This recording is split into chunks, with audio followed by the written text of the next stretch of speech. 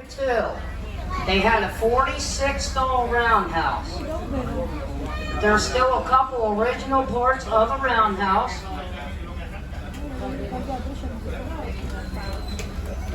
So two parts is number one is to your left. If you look at the bricks, you'll see that they're older than the ones on the right. The ones on the right, 1937. So why two different years? 1917, they had a 20-stall fire. Turned 20 stalls down over to the right side. Okay, I gotta have everybody grab a seat in that front car, please.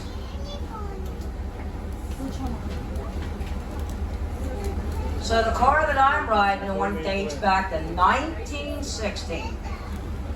It is mahogany wood, and you've seen the suitcases above your heads, and as you walk through the car, they were commuter cars. That meant you could have spent anywhere from 1 to 3 days on this car, and in the car in front of us, and sitting back to back to back to back, because the Delaware, Lackawanna, and Worcester had 999 miles of track.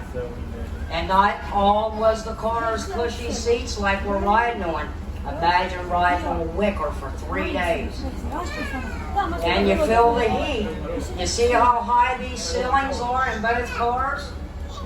Look at the doors below the ceiling. You'll see eye hooks. What they were was a conductor would come along with a pole and pull them doors open. They're vents to help circulate that heat because heat rises. Got the window air conditioning.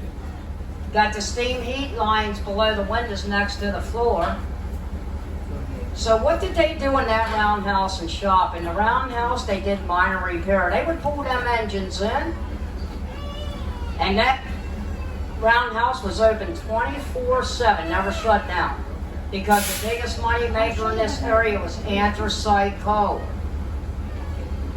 That was the big money maker for all railroads in this area. Okay, there's another car in the front. You gotta find the seat and stay seated, please.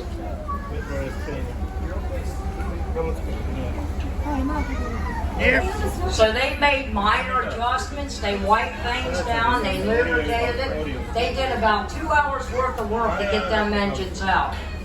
In the locomotive shop, they could rebuild a locomotive if they needed to. That's where the major work went on. So after we pass the roundhouse to the right, you're going to see that part of the locomotive shop. That part dates 1865. And you keep looking at it as we pass it, you're going to see a roof that sits real tall on top. They added that part on 10 years later in 1875. Okay, got to be seated. We're getting ready to go, please. So once that caboose leaves, unless we leave before that, look on the other side of that caboose, and you're going to see a little green building.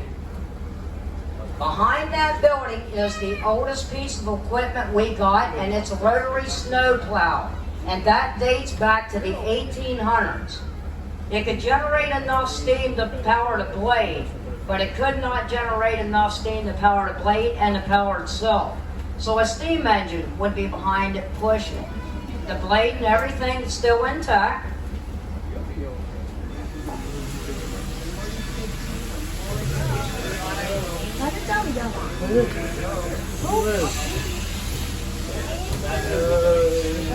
Remember, that's the oldest piece we got sitting there, 1800.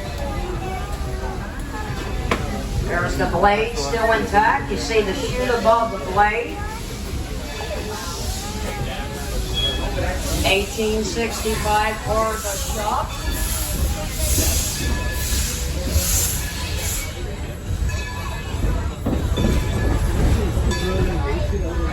As you look at the shop, look at that big tall roof at the other end. That was the other part built in 1875.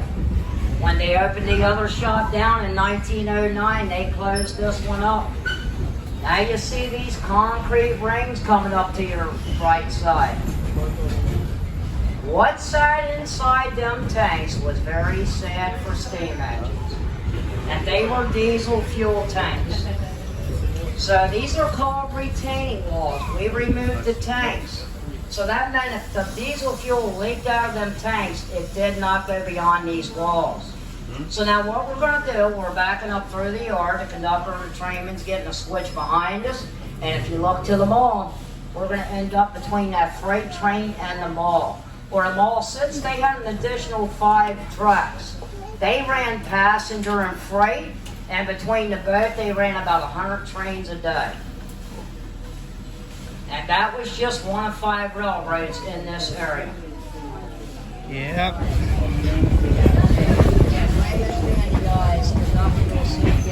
Oh yeah, I see the former D&H and the former C&J.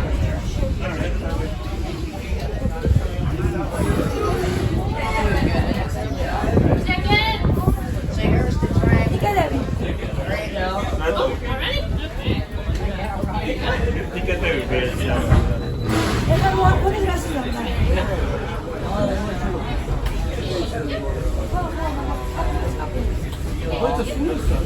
Chickens, please. Okay. There you go. Perfect. Hey, the PSI on this locomotive that we're running behind is 180. So if you ask yourself, what's PSI? It's like a pressure cooker. Once that pressure builds up and gets to that pressure, it leaves steam out that snout. But we normally run the engine about 160, 165. May see the trolley sitting to your right here at the depot. If you ride our longer excursions, you're going to walk across the boardwalk and board on this side of the depot. The trolley is sitting there. Check out the mall walkway. That used to, like I said, used to be the coal trestle. That's how long it was. And you're going to see a tender coming up that has New York Central on it. They had to figure a way out. How was they going to steam heat cars when they went to diesel? They had to put a steam generator inside there. You'll see a hopper car full of anthracite. This is all anthracite coal country. See the sand tower. I can't see it now for free. Whoops. All this is Union Pacific. Now you see we're beside the retaining walls. Now we're next to the mall here. We're between the freight and the mall. They had 5 additional tracks to where the mall sits. Ran about 100 trains a day between freight and passenger.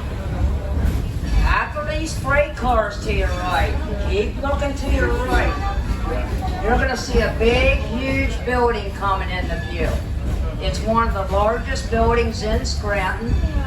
That was the second locomotive shop in the Delaware, Lackawanna, and Western. And there it is. That was capable of holding 42 steam locomotives. As we pass it, you'll see the archways. They were all doorways. The park to the left, that's where passenger trains departed from. And we're going to show you why they departed from that side. You'll see a wrecking shop in big letters on that building. The military owns that building today, and it's called General Dynamics. Now, if you look to your left, you're going to see a parking lot. There's still tracks in that parking lot, and they all lead up to the Radisson Hotel. That used to be the passenger station. If you get an opportunity before you leave Scranton, stop in. It still has a Tiffany stained glass in the ceiling with the D-O-N-W in it. It's beautiful inside. We never been in there. They started building that in 1906. Had it completed and opened by 1908.